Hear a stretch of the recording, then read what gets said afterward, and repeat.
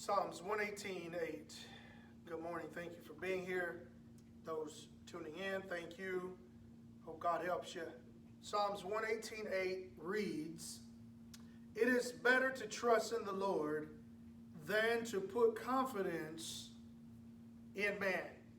Again, it is better to trust in the Lord than to put confidence in man. I want to preach a sermon inspired by God and the Holy Spirit, the sound of sin.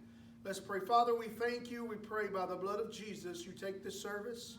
God, that you would move, bring us revelation that would change our lives. God, I pray, restore, repair, breathe life in areas of darkness.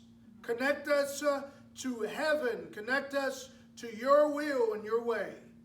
God, I pray, circumcise the flesh right now, God, that we not be captivated by fleshly desires, trickery, God.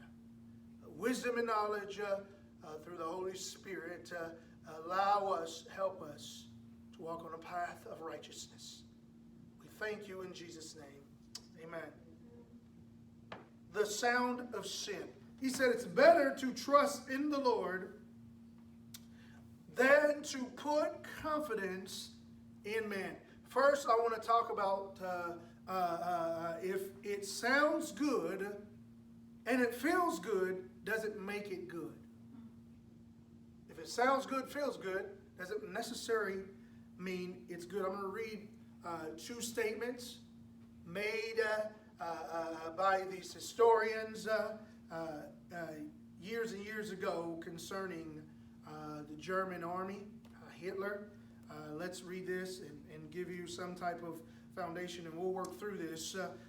We must learn to accept the difficult truth that Hitler's regime was the most popular government in German history.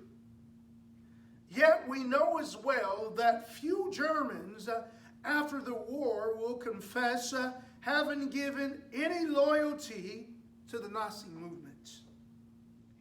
This was not a lie in the soul of the German nation. It was a part of a collective delusion that all the fascist movements brought upon their followings. It was as if the movements themselves, as things independent of the men that embody them, were responsible for the things that happened. A lot being said, and we'll break it down. That's Gilbert Allardyce, the historian, 1971. Let me read you another statement 30 years prior. Well publicized among Germans. Already before Hitler came to power and during a period when he still depended on their consent rather than coercion, where there are many actual deeds of butchery. Someday the same Germans, now cheering Hitler's strut into Paris, will say to their American friends and to their brave German anti-Nazi friends, we did not know what went on. We did not know. And when that day of not knowing comes, there will be laughter in hell. Peter Viereck, German-American scholar, 1940. Two statements being made there. 1971, Gilbert said, listen, he said, there was an issue where there's this movement that captivated people regardless of human nature, regardless of their mindset, that it grabbed them in so much of a delusion that this would have been the hugest movement under delusion ever to be on earth. Said that we cannot deny how big this movement was. And I'll give you statistical numbers. But he points out, he makes us think, how could it be a delusion so great that this movement was a movement of masses? Then he goes on to talk about this, and he said that even people independent to themselves, once they were under this delusion, it's like they were programmed. They were going for a cause. Not only if they did agree or disagree, they were still wrapped in this and took ownership. And we look at this other statement by Peter Viereck, German-American scholar. He said, listen, people. He said, there'll be people that'll come to their American friends or come to anti-Nazi and they'll say, we had no part. We didn't know that we were all involved in what took place. We were just marching for a cause. We don't agree with it. I want you to think about that. So later, after all this, and after Hitler's defeat, this man said there'll be, and this was 1940 when he made this statement. If you got to do the research, Hitler came into office in 1935.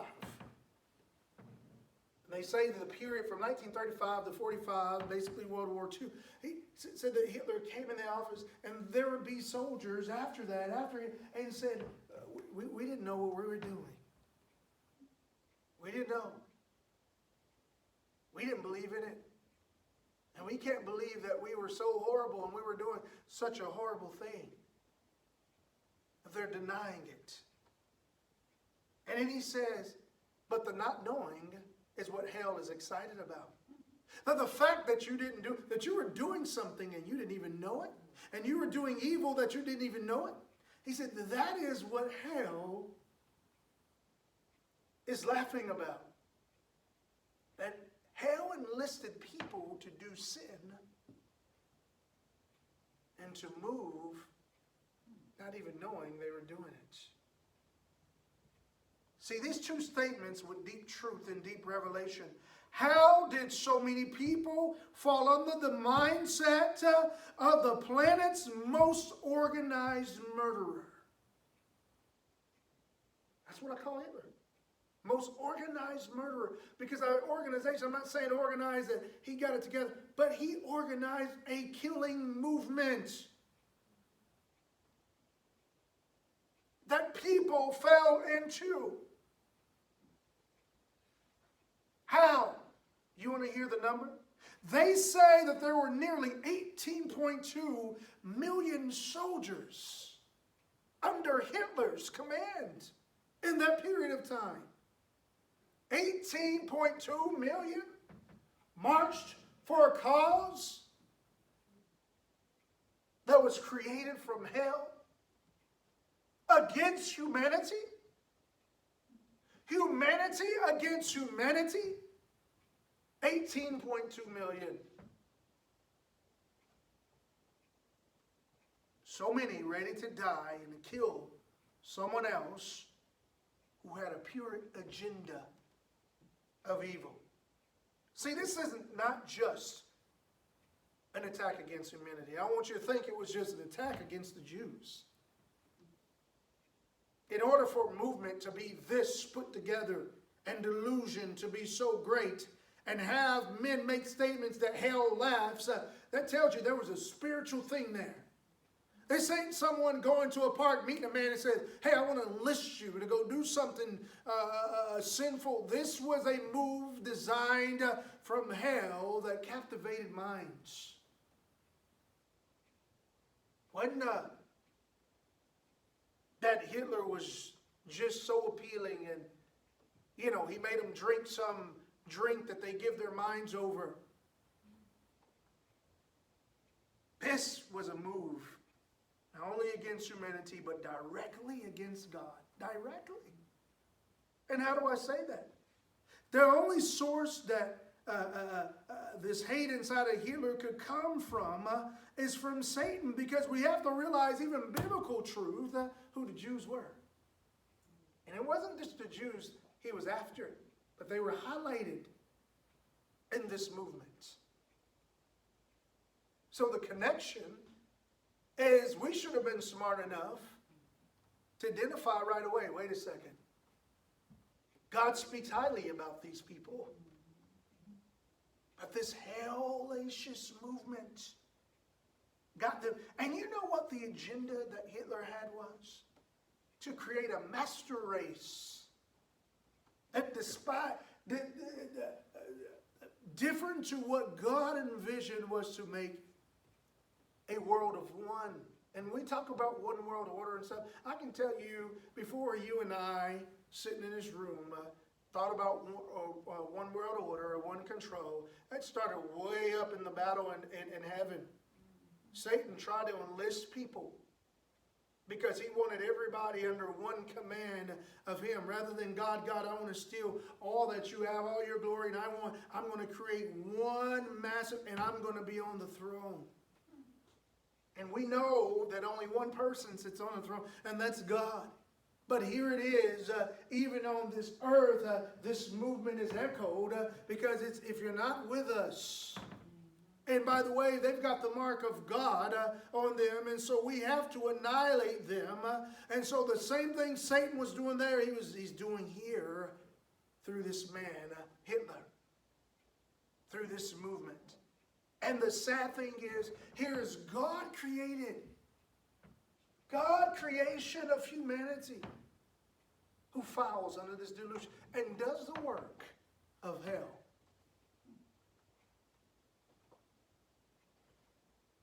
See, to show the distinction between this movement of Hitler,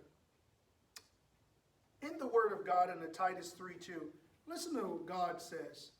To speak evil of no one, to be peaceful, gentle, showing all humanity to all men. So being gentle, showing all humility, to all men.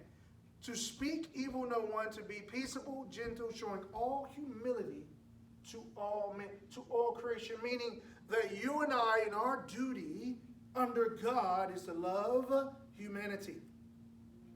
To be humble, to be peaceable, to support this creation of God. What does it say? Attack humanity. Destroy. If God was for keeping humanity together in love and peace, why would humanity diverge? And that's only one source. The cunningness of the devil. Anytime God is for something and humanity diverts, it ain't the Spirit of God.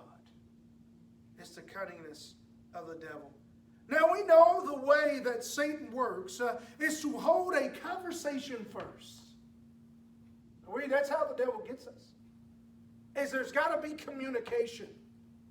None of us walk into life and we just, all of a sudden, we're just the most evilest there is, or we carry out evil agendas. Somewhere the devil has to conversate. And we know this because we can look all the way back to the Garden of Eden. See, he didn't say that she looked at the snake, he didn't say anything, and she bit the fruit.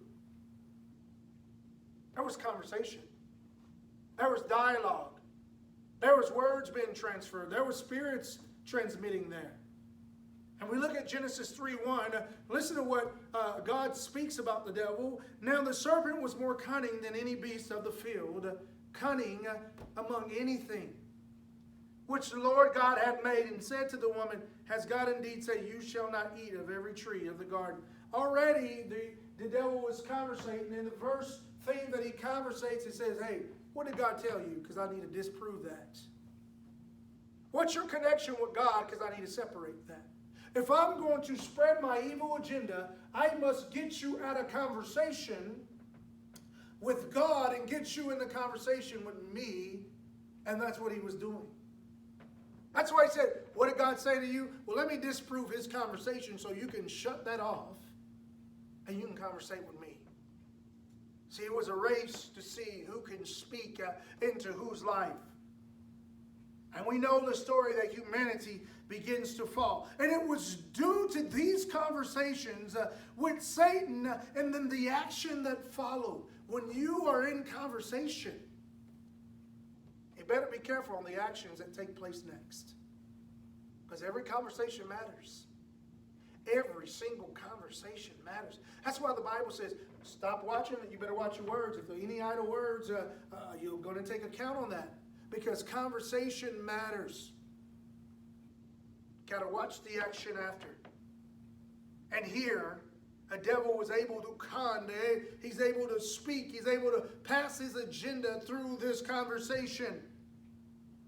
And if this wasn't an example of how listening to certain spirits can cause corruption, you better wake up and wise up.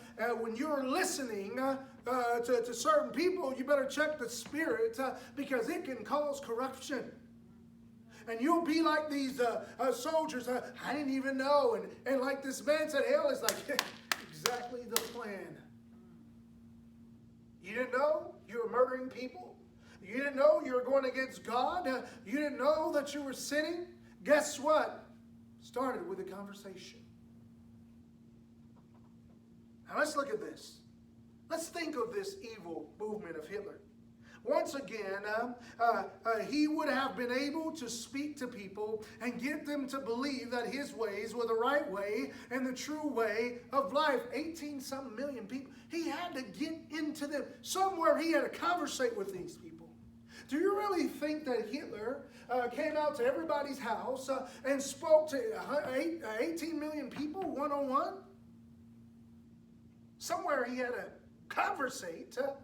That his agenda be promoted, that these people would have this, and they would be conned into a movement. So looking at this, we can say Hitler was outnumbered 18 plus million to 1. 18 plus, meaning one evil man, 18 million people. Here comes this one man.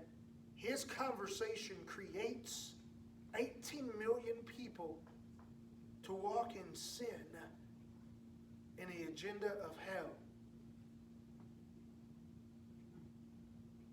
How is that possible? Where's even 10 people that says, hey, wait. Where's even 10 people in that 18 million? That says, wait a second. This doesn't seem right. This can't be right.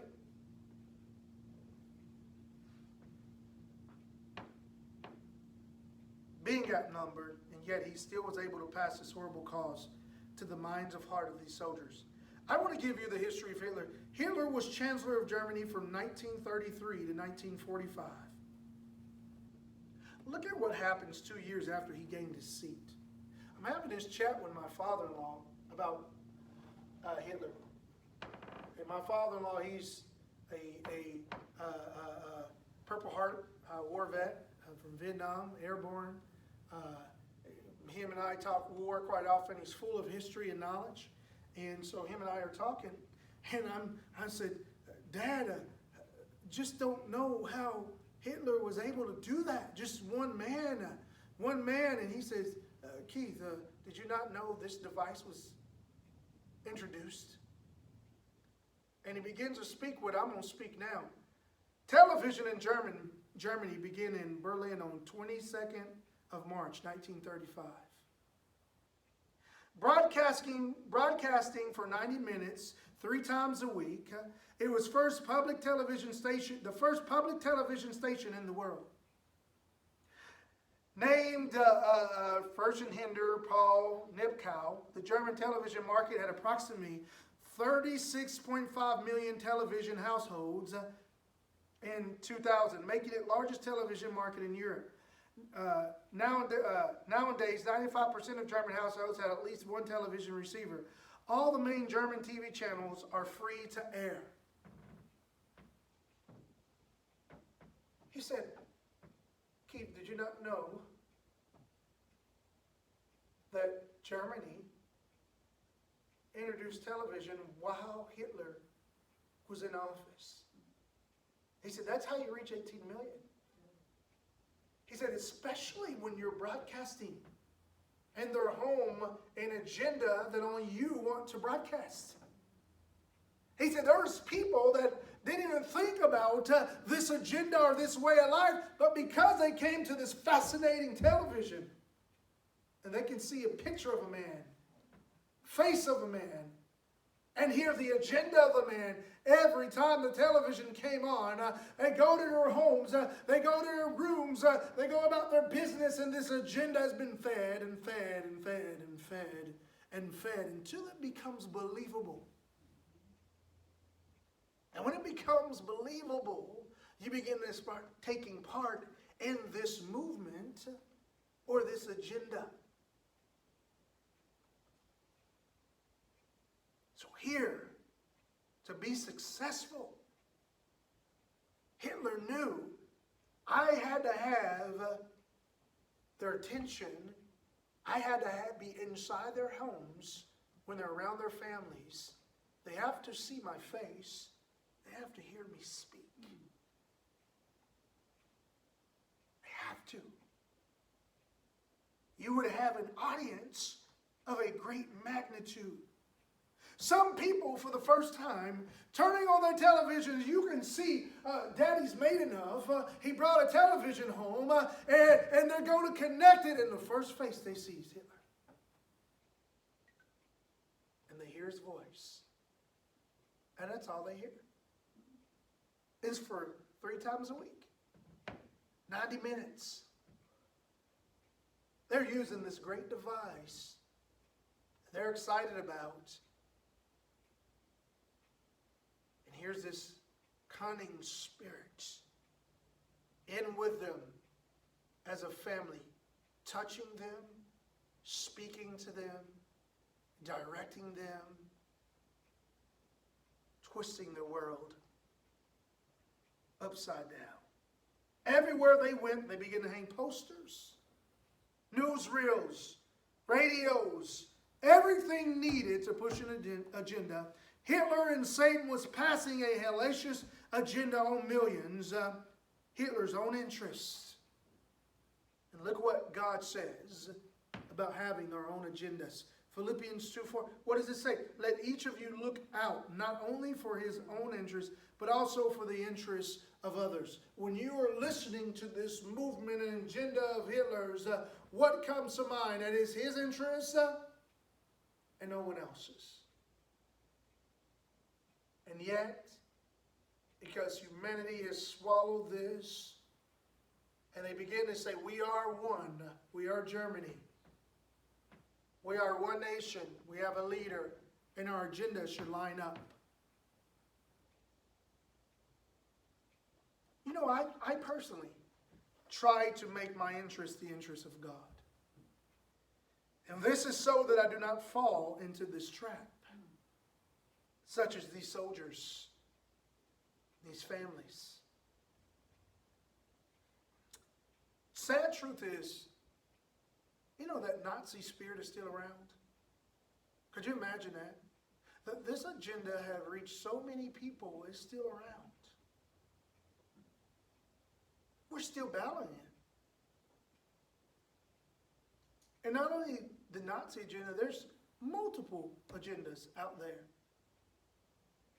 Multiple racism agendas behind this. And the thought is every single movement that doesn't have God at the forefront, just like this.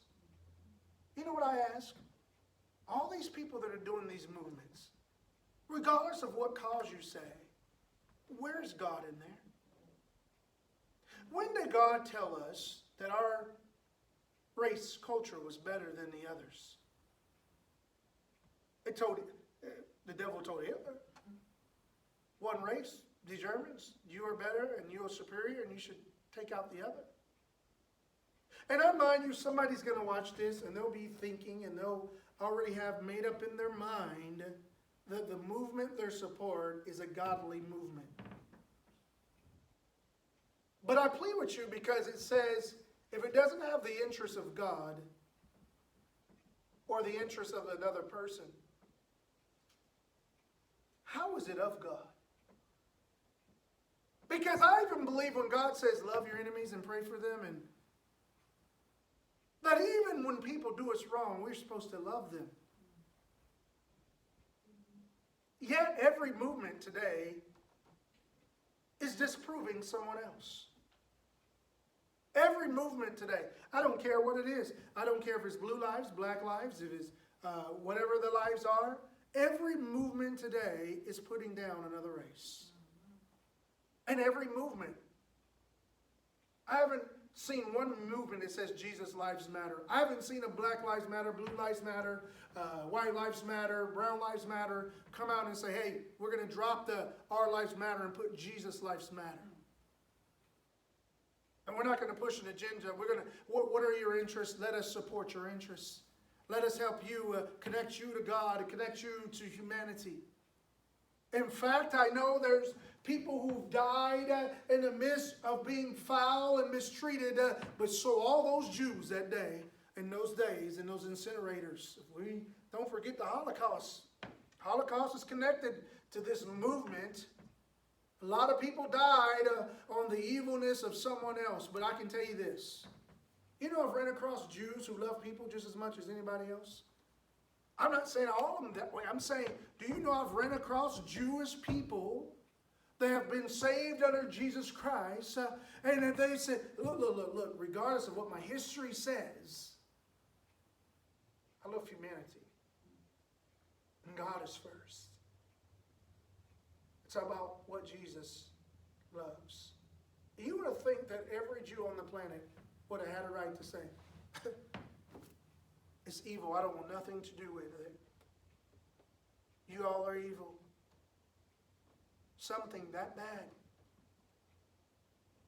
We look at slavery. We look at acts that happen today. But does that give us enough to stand and say our lives, our background, our ethnic group is better, matters more than yours? Or I know that some people will argue and say, we're just saying that we want people to care and love us and treat us the same. We are in a real world here of evil, of cunning spirits. I just read you one of the most powerful movements that ever moved out of the delusion of hell. You think that's going to disappear? It's not going to go away until Jesus comes back and annihilates the enemy. The Bible tells us that. So the truth of the matter is, why are we so wrapped up in all that when we should be focused on Jesus and focus on God's agenda? Why do we have to put ourselves out and say, I'm standing, isn't human life right? Yes, it is. I agree, but where again is the cry for God? God, help us. We want your interest. Because if I begin to stand on even my own ethnic group, I am dissatisfying your word, because you are a God of all. But you know what it is? iPhones, televisions, Androids, iPads, laptops. That's what it is. The same mentality that Hitler used has been used right before our eyes. Every home, kids are coming, and you know what? If we don't get the revelation that the COVID-19, the agenda of hell, didn't lock you in place so that the television can speak to you, you better wake up.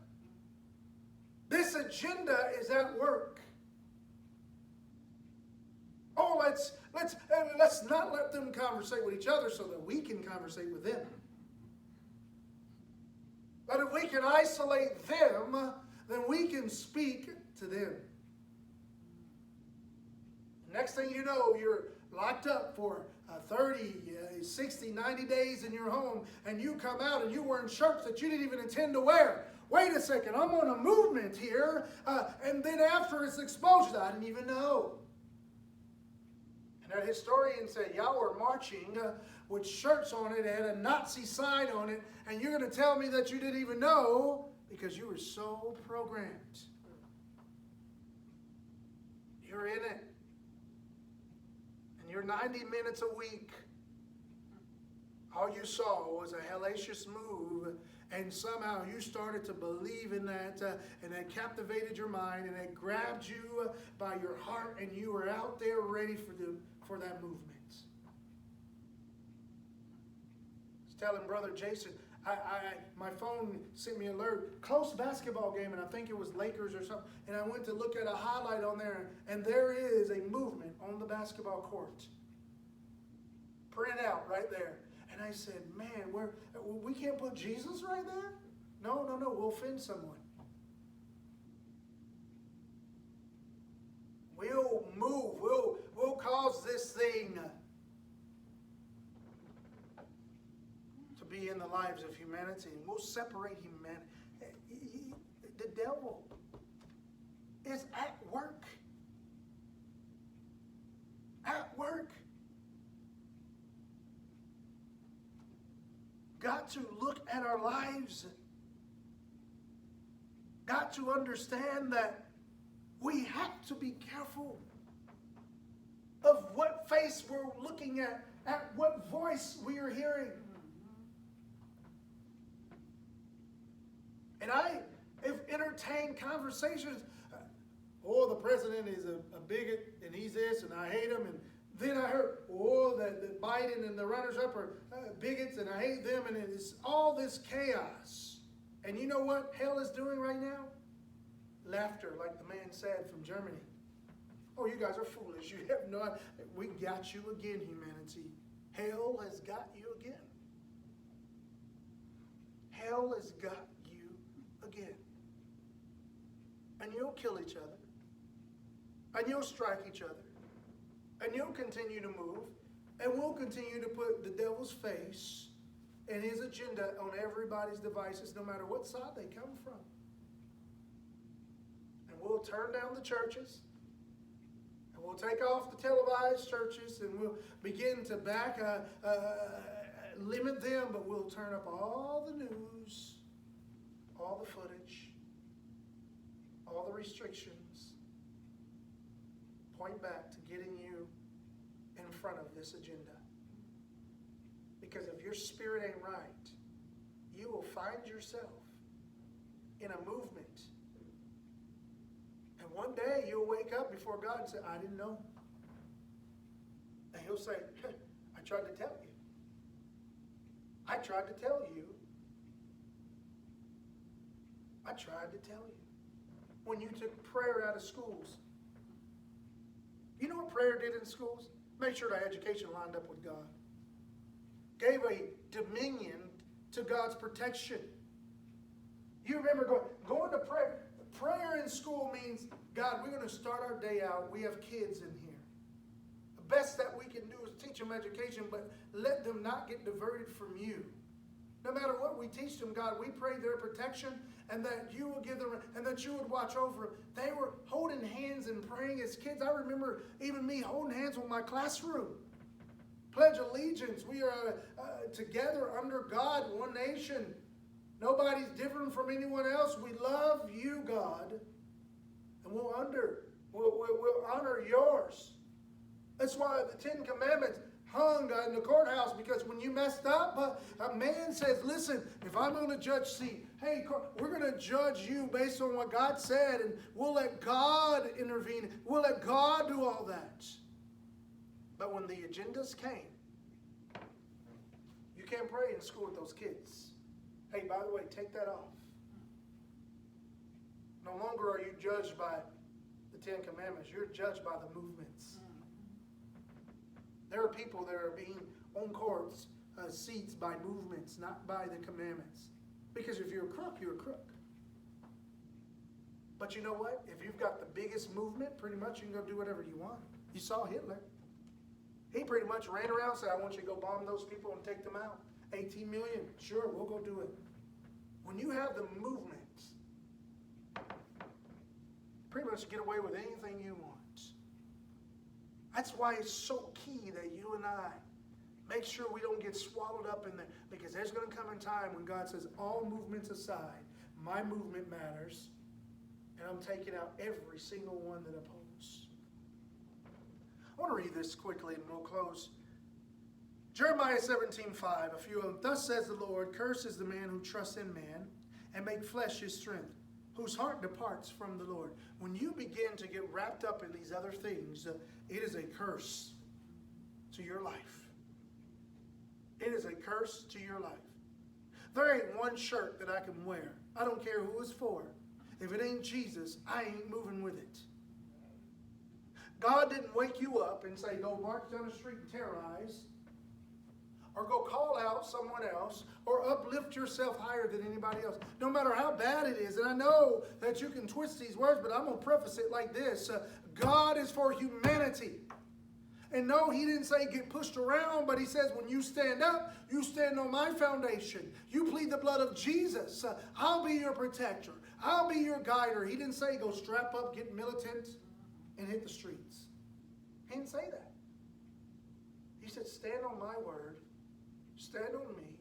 Let me guide you. Let me help you. You want to knock a movement down? Get a group of people and go stand and pray. God still knock down doors. He will move people out of position for you. If it's his agenda, he's going to do it. His agenda is love and to save you from hell. Jeremiah 17:7. Blessed is the man who trusts in the Lord, whose hope is the Lord.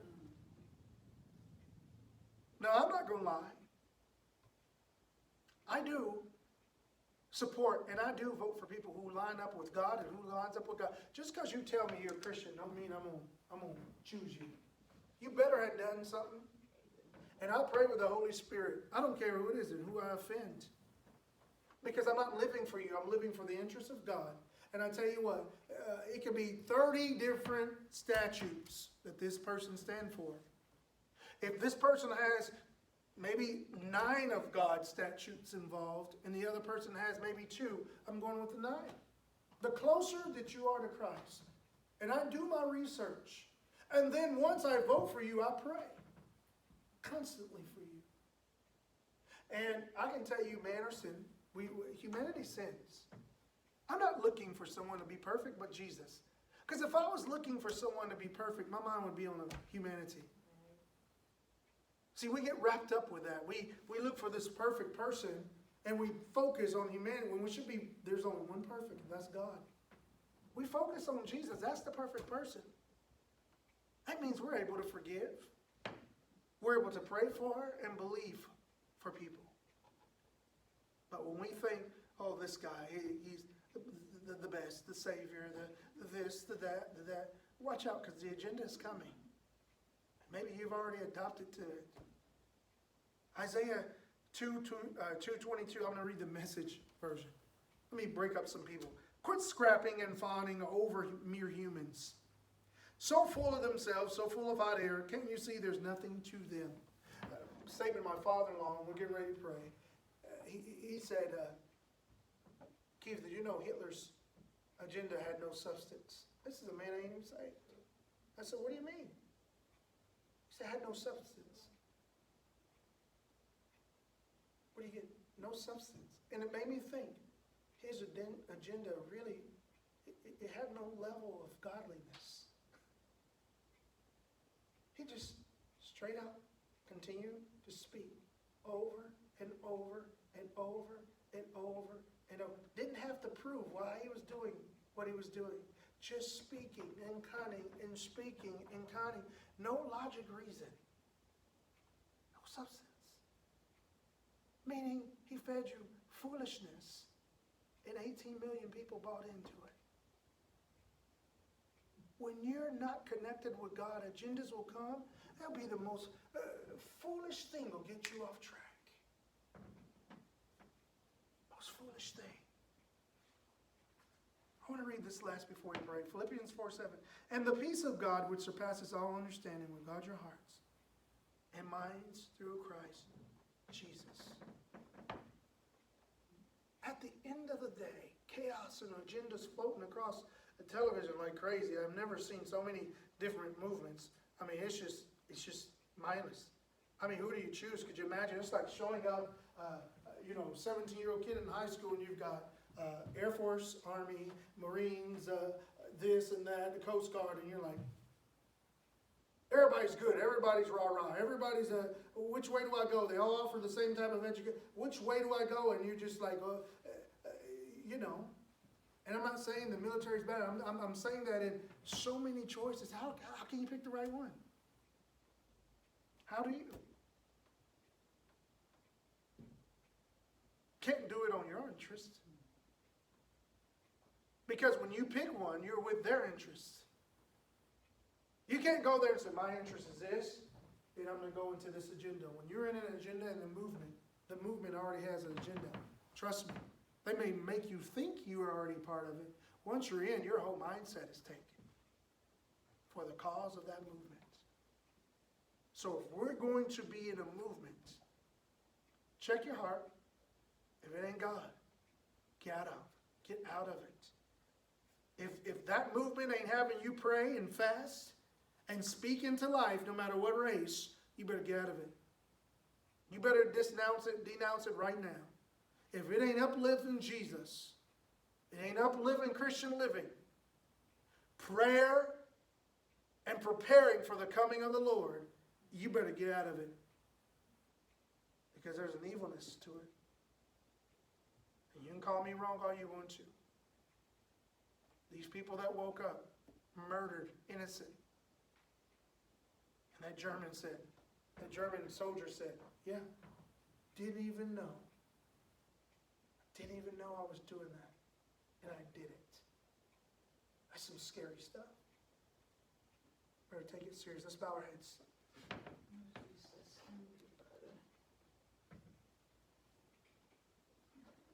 Guard your mind. Guard your hearts. The sound of sin, the words of the devil. That's why we have conscience. That's why when you sin, you hear words. That's why you know the old cartoons that the devil on one shoulder and angel on the other, and they're both speaking to you. Sin has a voice, has an agenda. If you're not connected with God and you can't hear the voice of God in that movement, better get out. And by the way, Jesus said there'll be some that come and say they're me, they're not me. You better familiarize yourself with the voice of God. You better go in your prayer closet. You better repent from your sin, get on track, and familiarize yourself with the voice of God. Because there will be these agendas, they'll turn loose. There's going to be so many in the last days. I tell you what, you want to escape it? God is giving you a path right now. I don't know where you are in life. I don't know what you're agreeing to in life. But I can tell you, today's a day of freedom. Today is a day that you say, no, I'm choosing Jesus. Maybe you're a sinner. You don't even know Jesus. And you're hearing me talk about this great Savior.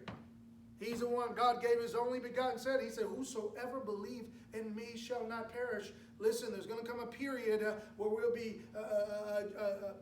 judged, and people who do not choose Christ will be sent to an eternal condemnation. Second death, the Bible calls it. You want your life saved, and you want to be with God. You want your life changed. He doesn't care about the sin right now. That's it about. He will cut it off from you to remember no more. No matter how big that sin was, you can change right here. God will help you. Take that movement off of you by coming to Jesus. If that's you and you need to repent, you lift your hand wherever you are. Say, God, forgive me. I've been wrapped up into these movements. I've been wrapped up into these groupings, and I've been misled even in my own mind. I'm angry. I'm going through things. I've been prejudiced in my spirit. Thoughts have come across my mind. Don't let me fall. Lord, I repent. Things I say about people, how I look at people, how I treat people. God, I know you have a heart for humanity because you gave your Son. I want to be a part of that. You lift your hand and repent. You lift your hand and repent. Maybe you're backslidden. You know what I mean. Yeah, you turned away from God simply. Maybe not even a movement, but you moved. It's your movement. You got you all into your own interests and your flesh, and you walked away. It's not time to play. It's time to come back to God. If that's ask you, you lift your hand no matter where you are, in your car, in your home, in church, you lift your hand. Say, that's me. Praise the Lord. We're going to pray. All those that lift their hand. Say, Lord Jesus, I have sinned. I have let my mind and my heart get away from me. God, open my eyes and let your Spirit guide me. Make all the old things perish, all the sinful nature. God, sanctify it. Take it away from me. Circumcise the flesh, God, I pray. Right now, God. Take it out. Take it out. I want to be sanctified in you, God. Oh, I pray right now, order my steps. God, all the voices of hell, all the issues, Lord, I pray. Guard my ears. God, let your voice, the Holy Spirit, come into my heart and speak into my ears, God. If it's a voice of ill or foul speaking, God, God, let it be known and expose it, that it be cast down. Let my heart be the heartbeat of God. Let what's in me be put in me by God, not by humanity, but by God. Let it be in me. Let me not be foolishly walking or misled. God, I pray right now. Oh, God, right now, touch these people. God, I sense right now a movement. God, I pray, tear down the movement of the devil. Hallelujah. God, help me. Help me. And I'll live for you all the days of my life. In Jesus' name. Amen. If you said that prayer, whether you're watching, God has the ability to revive your life. He has the ability, no matter where you're standing, the neighborhood you live on, all the fear talk, God has the ability to protect. He has the ability to restore. He is your creator. He's your Lord. And he loves humanity. We must come back to him. We must give our thoughts and our time to him. We are in the last days. We are in the last days. We must. Again, if you pray, no one can separate you from God. Guard yourself. Guard yourself. Be sanctified in him.